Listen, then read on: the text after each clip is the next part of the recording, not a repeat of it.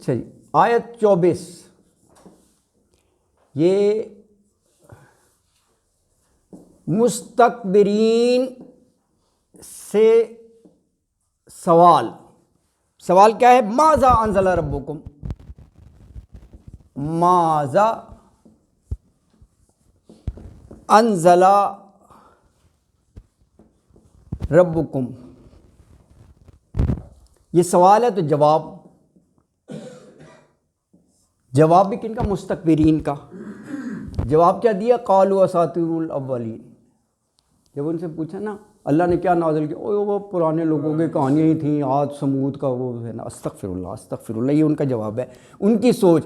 قالو، یہ میں آیت ہی کے الفاظ لکھ رہا ہوں، قالو اساطیر الاولین،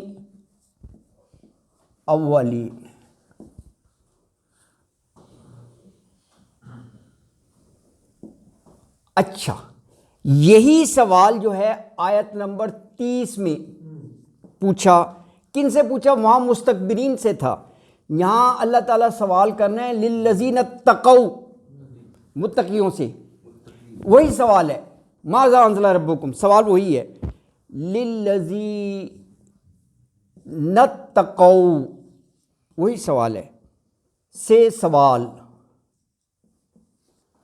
کہ ماذا انزل ربکم، سوال وہی ہے، ماذا انزل ربکم۔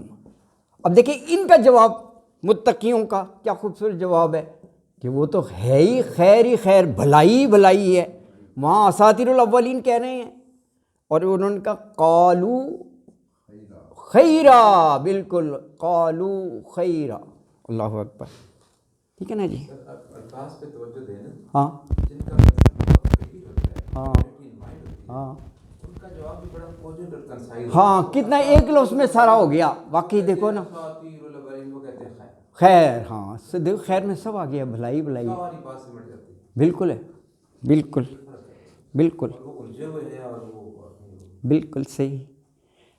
اچھا یہ اللہ کی طرف سے جو کلام اس کے بارے میں، اب اسی طرح دو ان کا روح قبض کرتے وقت وہ بھی دیکھتے ہیں ہم نا، یہ دو ہو گئے نا۔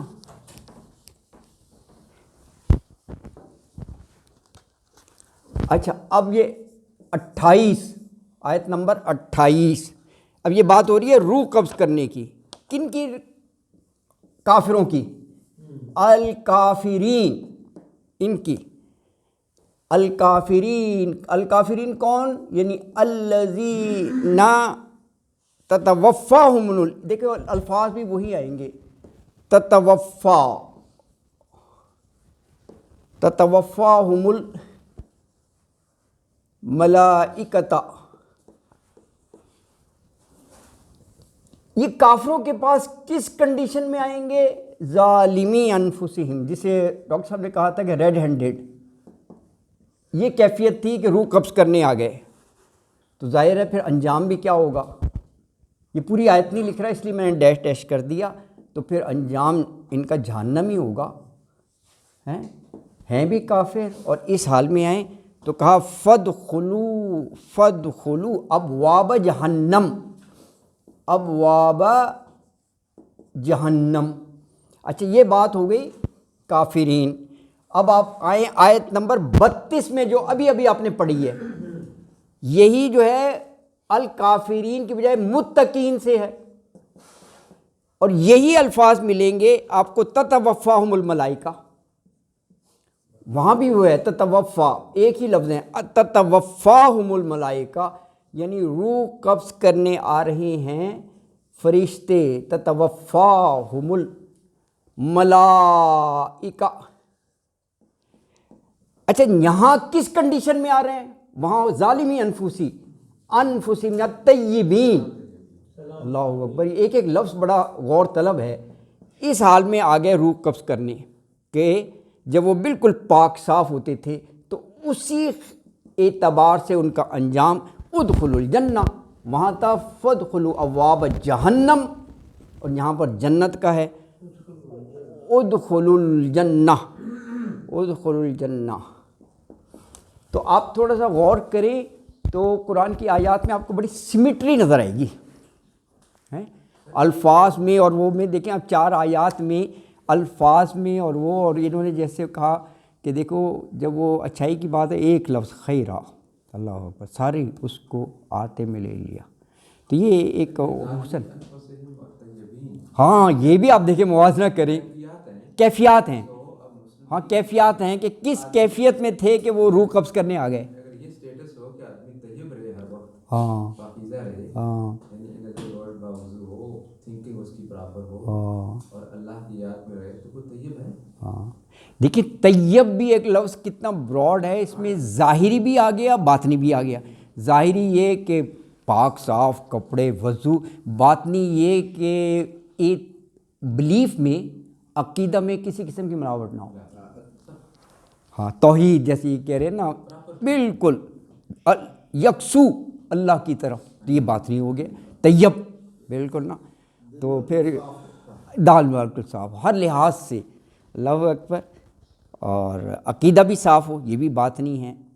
تو یہ بڑا ایک خوبصورت اللہ کے کلام میں ایک میسج ہوتا ہے. اللہ اکبر ہے نا جی.